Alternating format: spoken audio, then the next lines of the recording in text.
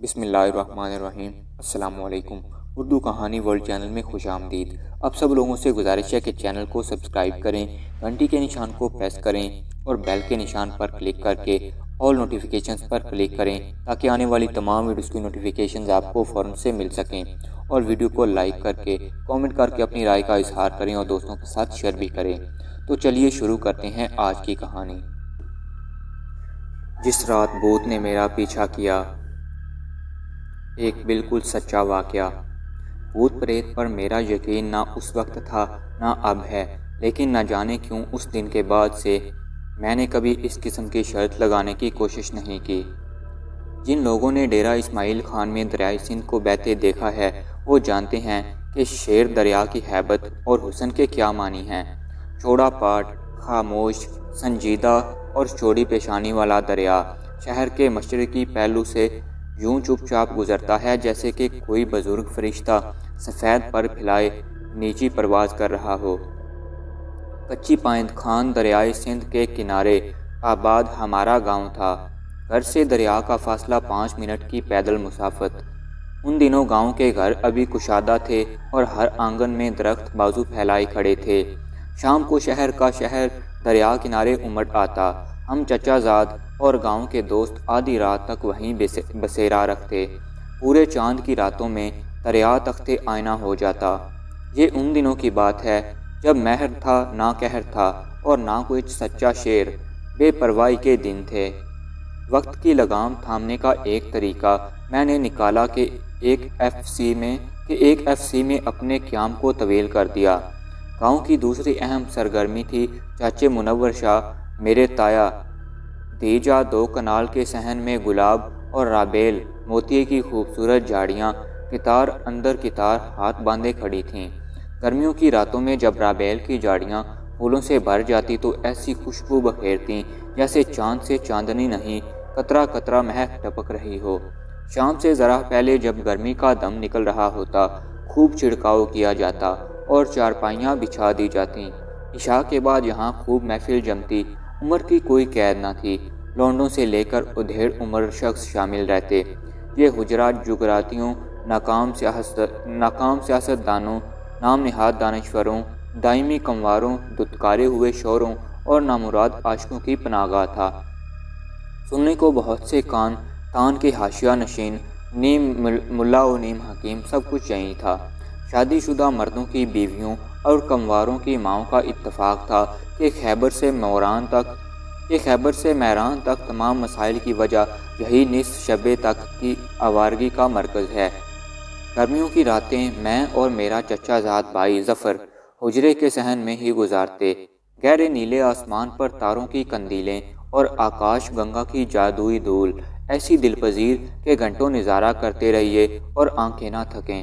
ایک رات کا واقعہ یوں ہے کہ عشاء کے بعد حسب دستور محفل جمی۔ دن میں آندھی کے ساتھ چھینٹے بھی پڑے تھے، لہٰذا گرمی نسبتاً کم اور رات خاصی خوشگوار تھی۔ میں سفید لٹھے کا کرتا شلوار پہنے ہوئے تھا اور دبئی سے ابھی کچھ ہی عرصہ پہلے منگوایا ہوا عطر بھی زیب جسم تھا۔ فہیم کارلو جس میں شکاری الوؤں کی روح سرایت کر گئی تھی اور بے خوابی کے طفیل لال آنکھیں لیے گھومتا پھرتا، اس رات کہیں سے رابیل کے ہار لے آیا۔ موتیے کے ہار اور عطر کی خوشبو نے گفتگو کی کشتی کا رخ جنات اور آسیب کی جھیلوں کی سمت موڑ دیا۔ سحر، جادو، سفلیات، آسیب اور جنات غرض خوف کی ہر جہت تک پہنچنے کے لیے پتوار چلتی رہی۔ اگرچہ سبھی متفق تھے کہ یہ جو لڑکیوں کے سکول سے خوفناک واقعات منسوب ہیں سب واہیات باتیں ہیں۔ نہ آدھی رات کو سکول کی دیواروں پر چراغ جلتے ہیں اور نہ کسی نے بند کمروں سے جناتی چیخیں سنی ہیں، نہ رات کو وہاں کسی نے کھلے بالوں اور سرخ لباس والی عورتوں کو پھرتے دیکھا ہے۔ لیکن چونکہ سکول صرف دن میں کھلتا اور دن میں ہی بند ہو جاتا تھا، لہٰذا رات کو ایسی جگہوں پر جنات کا بسیرا ہونا کسی کے نزدیک انہونی بات نہ تھی۔ رات کے 1:15 بجے سارے آوارہ گھروں کو لوٹے اور ہم 3 چچا زاد رہ گئے۔ ظفر جو ازلی کمینہ تھا، اس نے ایک شرط کی تجویز پیش کی کہ اگر میں موتیے کے ہار گلے میں پہن کر سکول والی گلی کا چکر لگا کر واپس آؤں تو 500 روپے وہ دونوں مجھے ادا کریں گے، ورنہ مجھے شرط کی رقم ادا کرنی پڑے گی۔ میری غیرت کو جگاتے جگاتے اور شرط کے ضابطے طے کرتے کرتے پون گھنٹہ مزید گزر گیا اور رات کے 2 بج گئے۔ 2 بجے رات میں حجرے کے دروازے سے نکلا، سفید ابلک کرتا، ڈانتا دنیا کا عطر، گلے میں رابیل کا ہار، گرج جنات و بلیات کے استقبال کا سارا مسالہ دستیاب تھا۔ حجرے کو 2 گلیاں لگتی تھیں۔ مجھے بائیں گلی سے نکل کر مذکورہ آسیبی سکول سے ہوتے ہوئے دائیں گلی سے ایک دائرہ مکمل کرتے ہوئے واپس آنا تھا۔ رات کے 2 بجے کا وقت، بنا چاند کی اماوسی بیوہ رات، اس پر بادلوں کا گھیرا اور گپ اندھیرا۔ دل میں شمشان گھاٹ کی چڑیلوں، کالی شکتیوں اور جنات کی ساری لرزہ خیز داستانیں تازہ ہو گئیں۔ گاؤں کی گلیوں میں بلب جلانے کی فضول خرچی بھلا کون کرتا تھا؟ ایسی تاریکی تھی کہ پاتال کی ڈائنوں کے دل کوئلہ ہو جائیں۔ دل میں آیت الکرسی کا ورد کرتا ہوا میں اسکول والے موڑ پر جا پہنچا۔ اسکول کے آہنی دروازے سے چند قدم پہلے ہی کسی نے میرے پیچھے پیچھے چلنا شروع کر دیا۔ میں نے وہم سمجھ کر جھٹکنا چاہا، مگر آواز ایسی واضح تھی کہ ذرہ برابر شک کی گنجائش نہ تھی۔ کوئی میرے پیچھے تھا، صرف 5 قدم کی دوری پر۔ مزید تصدیق کی خاطر میں چلتے چلتے اچانک رک گیا۔ پیچھے سے آنے والے نادیدہ قدم بھی رک گئے۔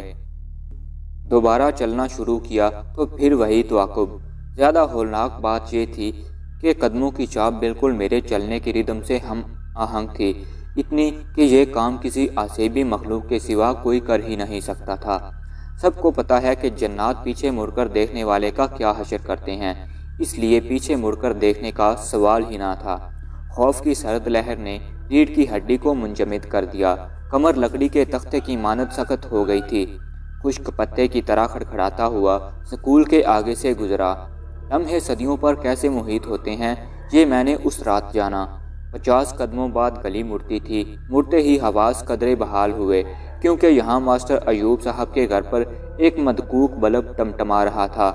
میرا تعاقب بدستور جاری تھا، مگر اس پیلی بیمار روشنی نے قدرے تسلی بخشی۔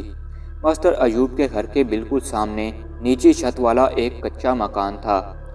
نگاہ میری نظر اس کمرے کی چھت پر پڑی تو کیا دیکھتا ہوں کہ چھت کے کنارے قدرے چھوٹی قامت کا انسانی ڈھانچہ ہاتھ میں عصا پکڑے گلی کی طرف جھک کے کھڑا ہے۔ ڈھانچے کے زیریں جسم پر ایک دجی لپٹی ہوئی تھی۔